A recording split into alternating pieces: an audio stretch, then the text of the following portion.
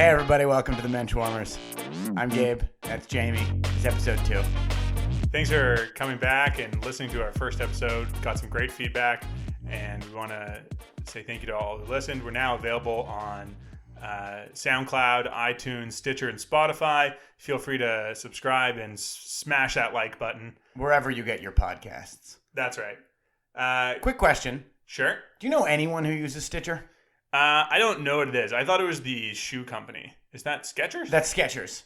I don't know what Stitcher is, but I get my podcast from an app called Podkicker, which I've never heard of anyone else using, and I have no idea how I started using it. Right. I think if you asked me to name 5 podcast apps, I don't think I could. Yeah, I don't know. OpenPod? I think the first time I ever listened to a podcast was just like on a website link. Yeah. Like before there was even SoundCloud or something like that. It was just like a link to a QuickTime that opened in a new browser. And I don't even remember if I knew how to download them to my iPod at the time. Right. Well, that's why they're called podcasts and not radio on demand. That's right. They really, that's Steve Jobs. He knew his branding. Anyways, wherever you get your podcasts, please feel free to, or please do subscribe to Menschwarmers and all the podcasts on the CJN podcast feed. That's right. Our producer Alex hosts his own podcast about the Jewish news, and we love to have him on board, and we love to be part of the network. Well, let's get to it, Gabe. Some news to go over in the Jewish sports world. It's the second week of the baseball season, and there's already been some significant news. Last week, we were talking about young Toronto Blue Jays prospect Rowdy Tellez, who was our beefy boy chick himself. 6'4", 265 pounds. Yeah, a real bouncing ball of schmaltz there. And as we said last week, he was blocked from coming up to the Blue Jays because of the presence of Justin Smoak, the first baseman, and Kendrys Morales, the DH. But a little miracle happened here, and Kendrys Morales was traded on the eve of the opening day to the Oakland A's, and Rowdy Tellez was called up and started the first game of the year as DH. Oh, yeah, and he's off to a pretty good start and hitting lots of home runs, giving big shouts, and showing what that Semitic body can do. That's right. But sunrise, sunset, as they say, apparently there can only be one on the team because yesterday, Kevin Pillar, a longtime Toronto Blue Jay, in fact, the longest tenured Toronto Blue Jay, that's right, was traded to the San Francisco Giants for 3 warm bodies, as I understand. And he's quite an amazing story. Didn't play at a big college, wasn't a big high school prospect, got drafted in the 33rd round of the Major League Draft. Wow. And then kind of hacked and slashed his way all the way up with his hitting, and then became a Gold Glove finalist several times. He's notable for, they called him Superman, they called him Spider-Man. He's done all kinds of, or I guess in his case we should call him Superman. That's right. And Pulver was someone who's always had a reputation as a grinder. As you said, never projected as the biggest prospect, but he was someone who really hustled, was able to sort of refine his game to the level that he could play in the major leagues, playing high-level defense in center field. Key part of the 2015 and 2016 Toronto Blue Jays runs to the ALCS. Certainly wouldn't have made it as far as we did without him. Huge part of those teams. Wish him all the success. Big fan favorite too. Absolutely. When Kevin Pillar was traded, someone from Toronto that I'm friends with on Facebook said that he was sitting Shiva for the week. So, definitely someone who reached out to the Jewish community in Toronto, and the Jewish community really responded back. We're not going to read the Kaddish here, but we understand the feeling. Whenever a local Jewish community loses a hero, it's not so great. And we wish him well. I mean, he's off to join San Francisco. San Francisco obviously has a large Jewish population, and certainly lots of Jews in tech out there. Yeah, there's apparently in the Bay Area, according to the San Francisco Jewish community's website, there's about 175,000 Jews in the Bay Area. 4th largest Jewish area in the state. Wow, that's great. Or in the country. Probably the 2nd largest in the state, behind Los Angeles, which is where Kevin Pillar hails from. Back to his home state. Tried to find some Jewish sporting legends from the San Francisco Giants or the New York Giants. It came up empty. Okay. Could not find anyone, but they do host a Jewish Heritage Night hosted by the AE Pi fraternity. Oh, that's very nice. Hopefully they continue doing that, and maybe Pillar can be a part of that. Yeah. And go on to join the legends of San Francisco Jewry up with Levi Strauss. That's right. The biggest Jew to hit the Bay Area since Levi Strauss. Well, let's hope so. We wish them all the luck in San Francisco. Lots of muzzle as they try and rebuild their team out in the Bay, and I hope he can be a part of that. He certainly is good an outfielder as they have now. Yep. And let's hope he's a fan favorite from them, like he is too. A lot of highlights follow him, and he'll find a congregation too. For now, in the local sporting scene, we'll be following Rowdy Tellez and hopefully providing you updates. He's already hit 2 home runs this year, including a big 3-run shot on Saturday. And Rowdy, if you're listening, we'd love to have you on sometime. That's right. It's interesting to talk about Jewish Heritage Night. There's a couple of stories in the past. Specifically, the Florida Marlins hosted a Jewish Heritage Night maybe 10 years ago. Made T-shirts with the name and number and the whole jersey thing, the face on the front of their first baseman, Mike Jacobs. Problem is they did not ask him if he was Jewish. Yeah, that's a bit of a problem. I mean, it's one thing to celebrate Jewish heritage. It's another thing to celebrate someone's non-existent Jewish heritage. He was also not Jewish at the time. Yeah. Or now.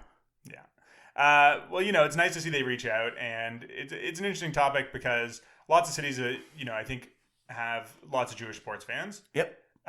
And they're often very public. Jews wearing kippahs, I think, are a very visible part of most baseball games, basketball games, things like that. Absolutely. It's nice to see the teams try to reach out to their community and celebrate heritage. Maybe with a little more tact than the Marlins did in that time that you're describing. I've been to the Pittsburgh Pirates Jewish Heritage Night. A big Jewish community in Pittsburgh. When Ike Davis, former Pittsburgh Pirates Jewish first baseman, used to get a muzzle tov from the commentator whenever we would hit a homer. Right. My dad is from Pittsburgh. No way. A part of the Pittsburgh Jewish community. A former part of the Pittsburgh Jewish community. He hasn't lived there in 30-odd years, but still has ties to the Pittsburgh Jewish community. There were a lot of Pirates yarmulkes going on and the Pittsburgh Pirates hats with a little Magen David on the side. It was quite nice. That's nice. I mean, I think that there's a way to do it that's sort of not necessarily reverential, but celebratory. And there's probably a way to do it that's probably a little anti-Semitic. We've talked about this briefly, and I think we're going to talk about it more in future episodes, but there in English soccer and other European soccer, there is a tradition of sort of celebrating the area's Jewish culture in a way that is less embracing of the spirit of Judaism and more just sort of using Judaism as a prop. That's absolutely right. It's a big issue, specifically with the Tottenham Hotspurs, or Tottenham Hotspur, I should say. The Spurs is the colloquialism. Yeah, that's right. But they call their fans the Yids. And a lot of Jews aren't happy about that. But that's to come on this season of the Menschwarmers. That's right. And, it's great that teams celebrate different heritage and diverse cultures.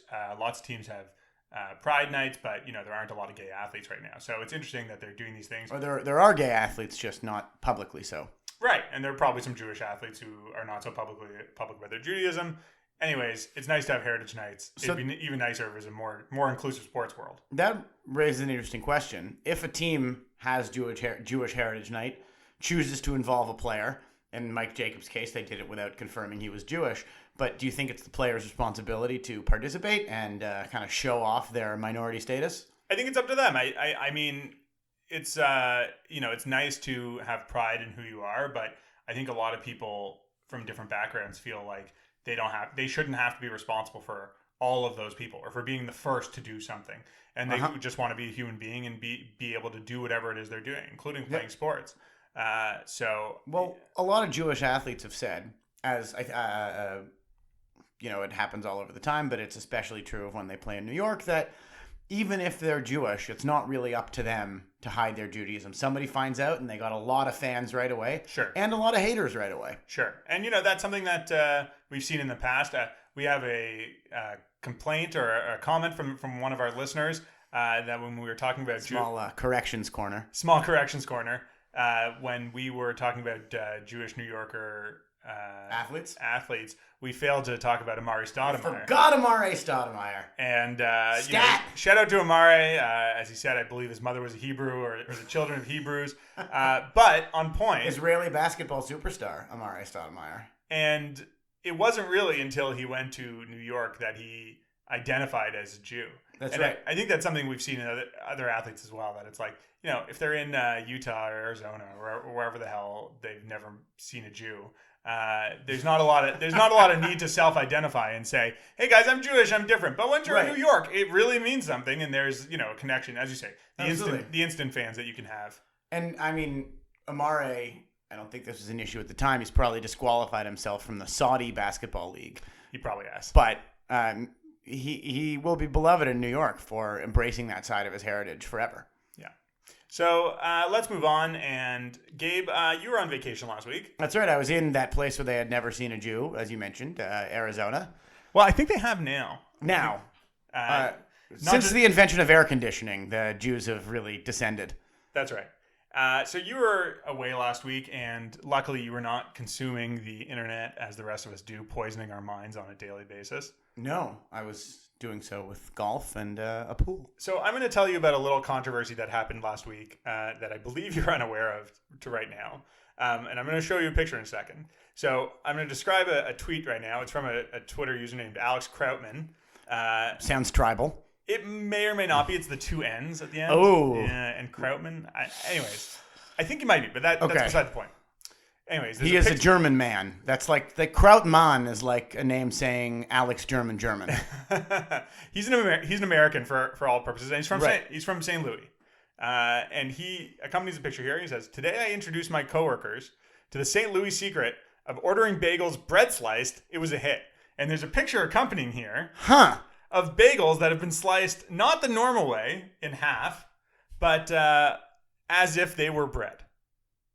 Interesting. Yeah. So I will also point out his name is Alec Krautman. That's with right. A K. Alec with a K. That's a lot less Jewish now. I'd put him in, swing that one over to the no column. Okay, now I know some of our listeners are thinking, if I want Jewish culture, there's other podcasts for that. I want the sports take, whatever.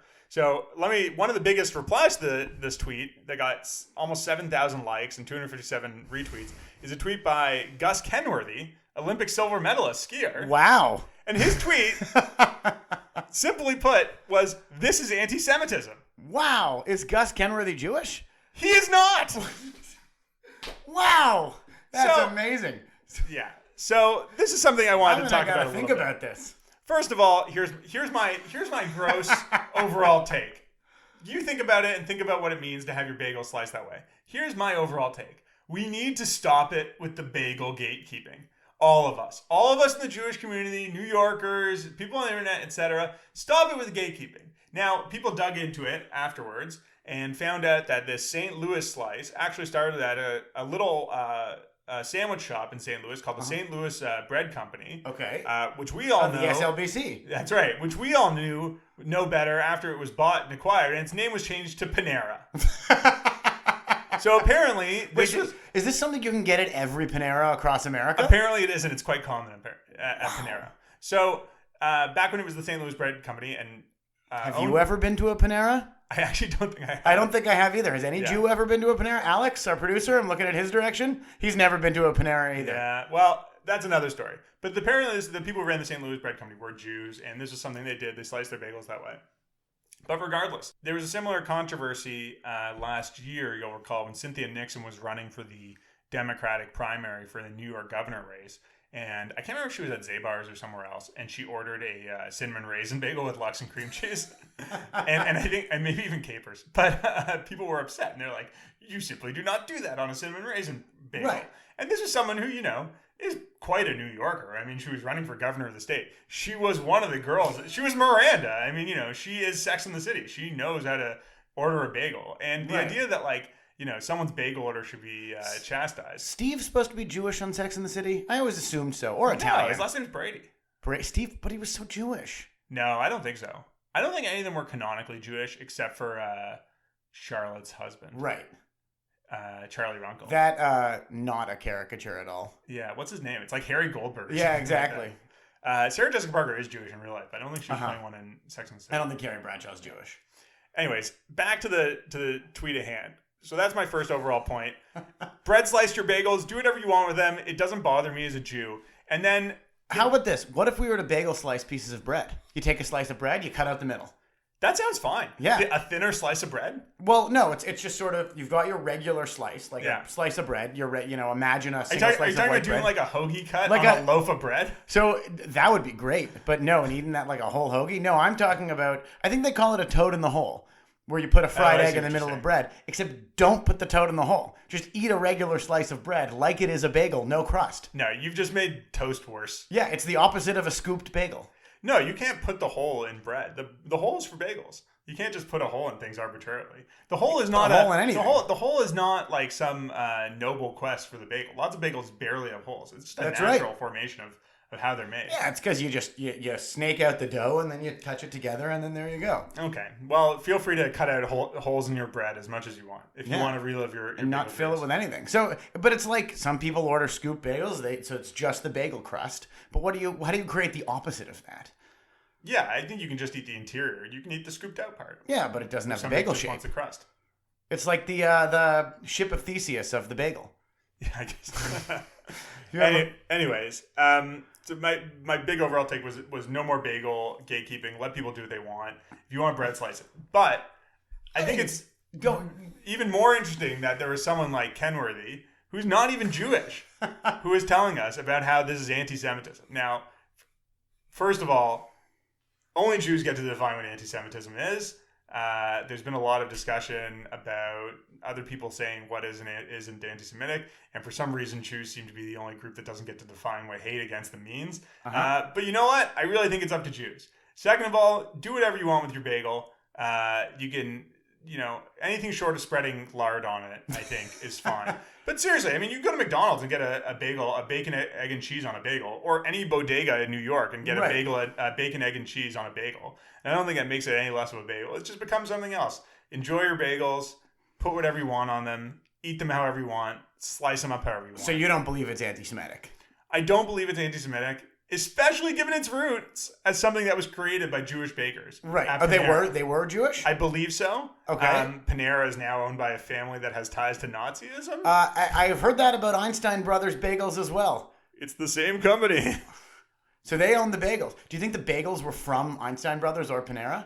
I don't know. I don't remember where the tweet was from. They look like sort of generic, sort of more Gentile-y. So bagels. maybe they weren't from like a deli kind of thing. So maybe the anti-Semitic part of it isn't the way the bagels are sliced. Maybe Gus Kenworthy was referring to the history of Nazi ownership of large bread chains in North America. Maybe. I think it was more like, here's a cheap laugh on a joke on this is anti-Semitic or anything like that. But honestly, I've had enough of it. Enjoy your bagel however we want. I don't have any statistics on this, but if we had to look it up, I bet the number one seller of bagels in the world is Costco. So probably. So like, how would you eat a bagel like that? Do you like spread on that one slice and then eat it like a toast point? Yeah, I think you eat it like a small piece of baguette? bread. I think you eat it like a small piece of bread, and you would put cream cheese on each of those pieces individually, and probably eat it like an open-faced sandwich. Inefficient. It does seem inefficient. I mean, I'm not going to go do this with my bagels. I do like the standard half slice. Yep. Although, you know what else I like? Cut it in thirds. How do you do that? Like horizontally. Oh, so you have a middle. Okay, so that middle slice. How is that different from the slice of white bread with the hole taken out of the middle? It's different because it's a bagel. It's not a slice of bread. A bread and a bagel have similarities, but they're not the same. Could you make a loaf of bread out of bagel material? Is that anti-Semitic? I think you could try, but unless you boiled it first, I think it wouldn't have the texture of a bagel. Right, but if you did that, I'm sure it'd be fine. There's a lot of there was a lot of shaming that went around with this bagel tweet last week, and like people talking about stop calling bread bagels because like a lot of like bagels are just bread, pretty bready with the hole cut in the middle. I'm less sympathetic to those, and I think the bagel's a shape. I also think eating just a slice of turkey straight out of the fridge is a no-faced sandwich. So my definitions are pretty wide on all this. That's good. You're the sandwich, like the open-minded sandwich person. That's right. Everything's a sandwich. Yeah, everything's a sandwich. Yeah, you don't demand consistent form or anything between bread or anything like that. No. Yeah. You and I and Alex are a sandwich right now. And the table is the meat. The podcast. The podcast is the meat. That's the meat. It's a metaphorical sandwich. Absolutely. Okay, so let's get back to sports now that we've talked about this. Gus Kenworthy aside, it occurs to me he's got a couple of Jewish teammates. There's the Gold siblings, Hannah and Taylor Gold, on the snowboarding team doing tricks. Sure. Assume they're Jewish. They are Jewish. Okay. They are. They won some Olympic materials. If any of our listeners know a Hannah Gold who isn't Jewish, we'd also love to have her on the podcast to figure out exactly what her parents were thinking. Yeah, there's probably a good amount of Jewish Winter Olympians we haven't gone into too much depth with. Hopefully next summer we can have a good spread on Jewish Olympians in the Summer Olympics in Tokyo. Absolutely. Unfortunately, one more Olympic Games out in a part of the world that's going to make it very difficult to watch on TV. Yep. Especially our Jewish athletes. Yeah. I actually have a cousin by marriage who was a Jewish athlete in the Summer Olympics. Oh, which one? Josh Binstock. Which Summer Olympics? Rio and London. Wow. Which cousin? Yeah.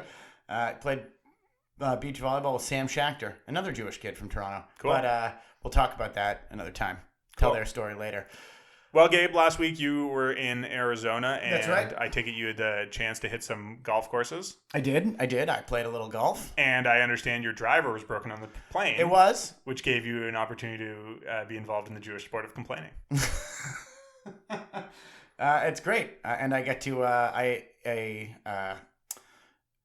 engage Jamie, who's professionally involved in the Jewish sport of insurance. Yeah. It's not very Jewish. Didn't land as hard. Never mind. Yeah. That said, it was fun. I played without a driver for the first time in my life. Played pretty well. Yeah. That said, we got the Masters coming up. A couple of Jews on the PGA Tour, including one from Canada. Oh yeah, who's that? A boy named Ben Silverman.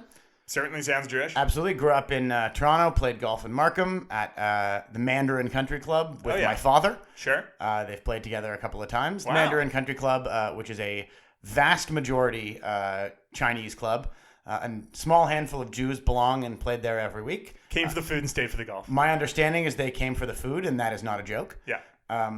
As far as I can tell, it was the best Chinese restaurant in the city. It was spectacular. It's gone now. Unlike the other Mandarin restaurants around the city, which are a very, very cheap buffet, and merely the second best Chinese restaurant in the city of Toronto. You know, I haven't been to one in like 15 years, so I'm not gonna speak ill of it. People seem to love it.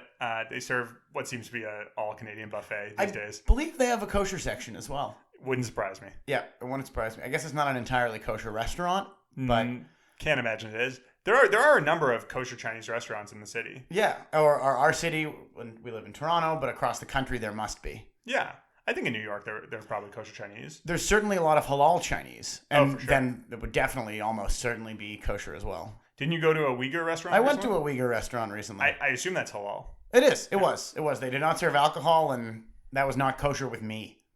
So, besides Ben Silverman, who are the other Jews on the PGA Tour at the moment? Well, there was a notable Jewish golfer who was on the PGA Tour for many years. Now he plays on the Champions Tour. However, he is no longer a Jewish golfer. I'm talking about Corey Pavin.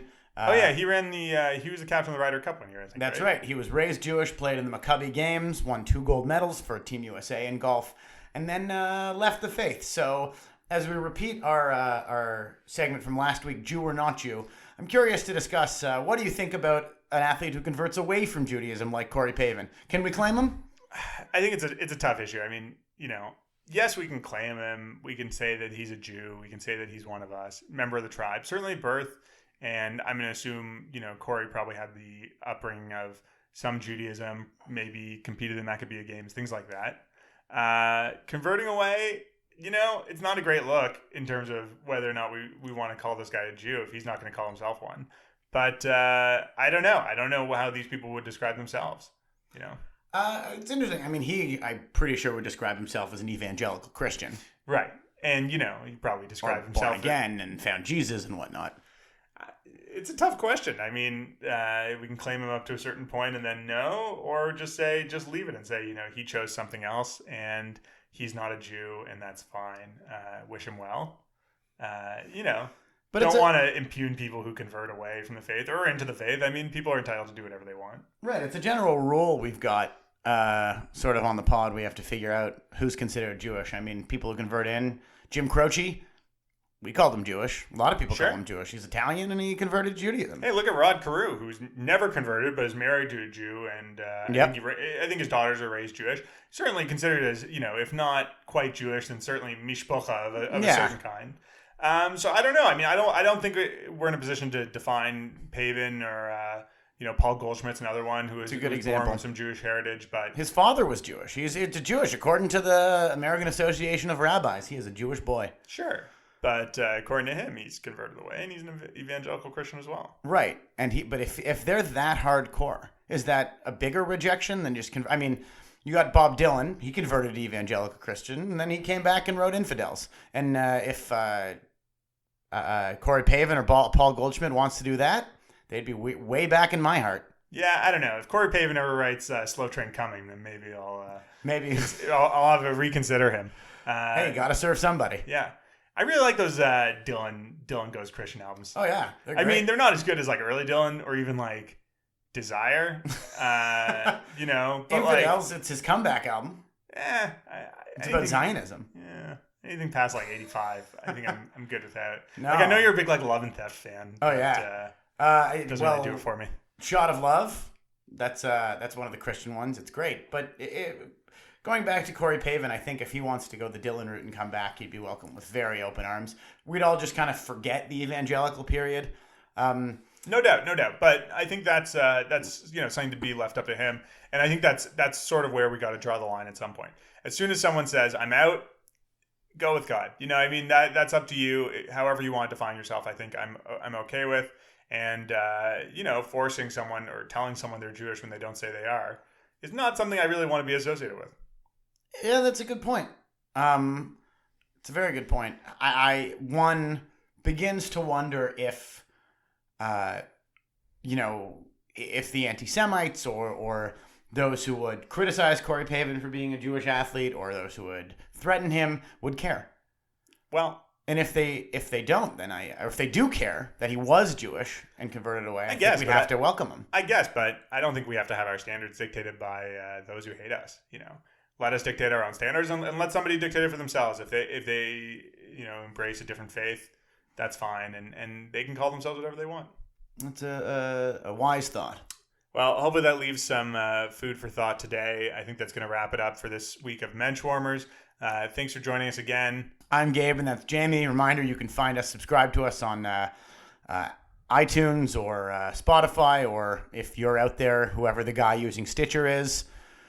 The one person using Stitcher, please use Stitcher to subscribe to our podcast. We'd really feel like we made it if we had one person on Stitcher listening to us. Yeah, that's how we'll find out if someone's on it. For the rest of you normal people using iTunes or SoundCloud or anything else, please subscribe as well. If you don't have a podcast app that you're using, please email us and we'll send you a copy on CD. That's right. We'll burn it on CD and give it to you, and it'll be transcribed in Yiddish. Yeah. So you'll really understand. That's right. And if you really want it and you really want to schnorr a copy from us, let us know and we'll find a way to come to you. Always happy to have everybody's feedback. We're available through the CJN Podcast Network and the CJN website. Leave a comment on our accounts. And we're going to have a Twitter page soon, as soon as I set that up. That's great. And another thank you to the CJN Podcast Network and Alex, our producer, for sitting with us and smiling and nodding. See you next time.